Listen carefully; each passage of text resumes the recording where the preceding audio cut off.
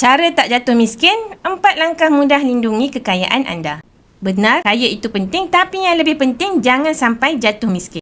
Bayangkan bertahun-tahun kerja keras, ikat perut, tapi akhirnya simpanan habis begitu saja.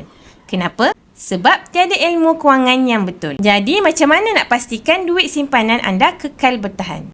Langkah pertama, jangan belanja lebih daripada kemampuan. Tak kira gaji besar mana pun, kalau perbelanjaan lebih daripada pendapatan, jawapannya poket sentiasa kosong. Langkah kedua, pembagikan simpanan dan aset. Jangan letak semua duit dalam satu bakul. Pastikan ada gabungan simpanan, tunai, hartanah dan emas. Langkah ketiga, jangan letakkan semua duit dalam akaun bank. Simpan hanya cukup untuk 1 hingga 2 bulan perbelanjaan. Selebihnya, alihkan kepada aset yang lebih kukuh. Langkah keempat, jangan lupa inflasi. Setiap tahun, duit anda dirompak inflasi. Simpan RM1 juta sekarang, 10 tahun lagi kuasa beli dah jatuh kepada RM800,000. Jadi, bagaimana cara nak lindungi kekayaan? Tukarkan sebahagian simpanan kepada emas. Bila harga barang naik, harga emas naik sekali. Jadi, nilai simpanan anda kekal.